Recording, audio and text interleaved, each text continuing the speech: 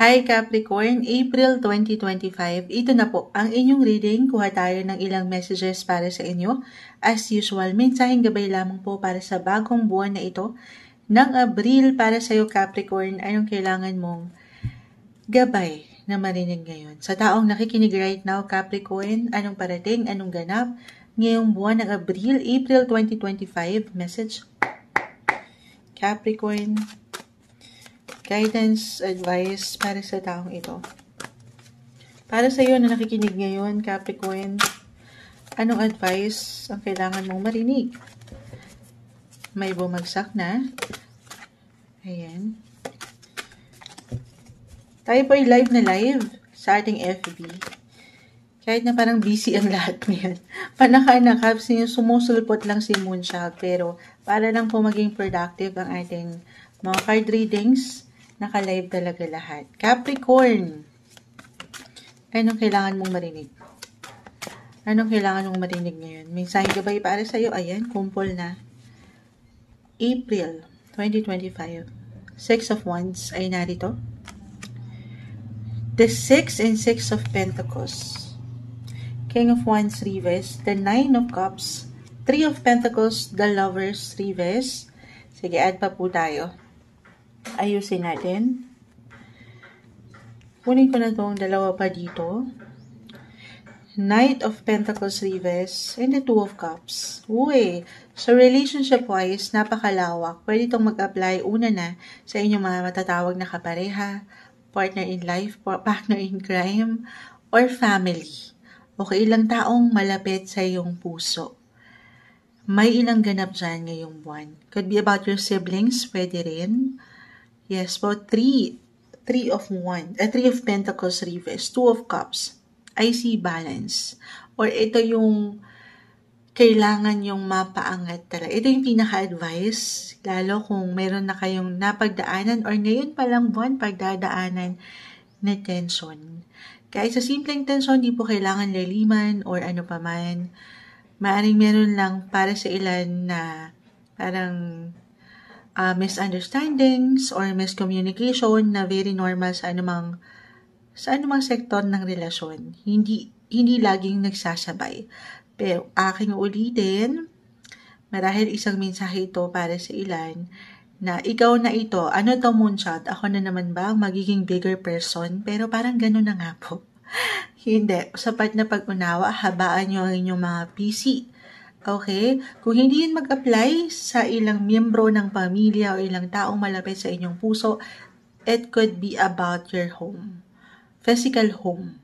Yung ilang pangarap nyo na gusto nyong makita dyan na improvements, dadaan po ba kahit sa simpleng ideya or pagpaplano ngayon pa lang sa buwan ng Abril na gusto nyong makitaan syempre nung comfort at ng mas secure yung katatagan sa family?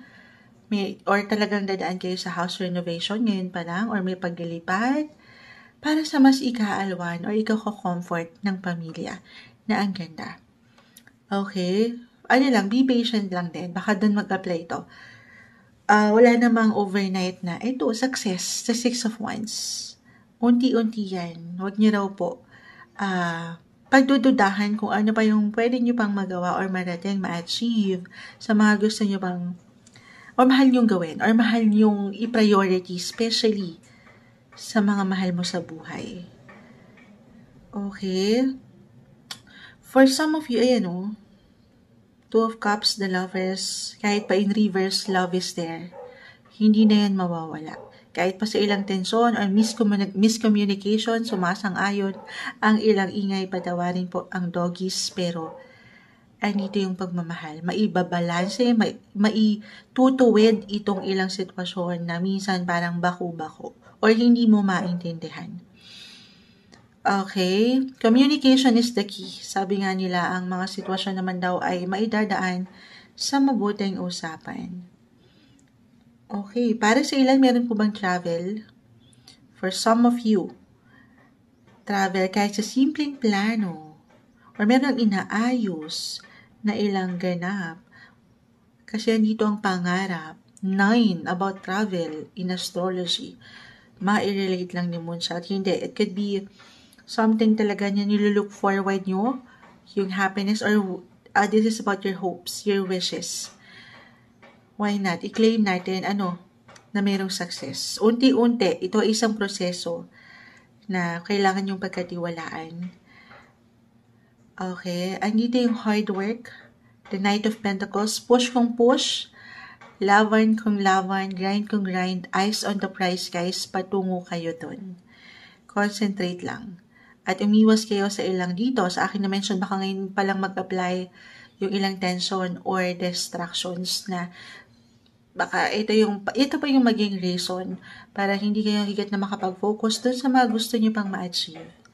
Okay, pamilya man, buhay tahanan, or buhay karera. Kahit pare-pareho kayo ng sign na sa Capricorn, magkakaiba po ang bawat isa.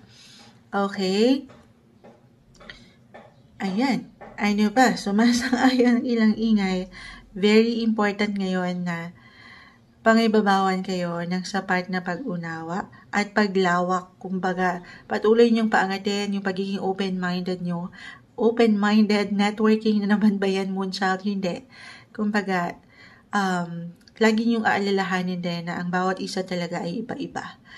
Minsan maaaring sorpresahin ka ng ilang sitwasyon ngayong buwan na hindi mo maintindihan kung bakit gano'n yung pinaparating ng ilang tao or ilang ganap sa iyong buhay. Lagi mong tatandaan na meron niyang dahilan. As long as nandito yung love, hindi na yan mawawala. Sapat na pag-unawa. Balance is the key. Ito yung umaangat para sa inyo.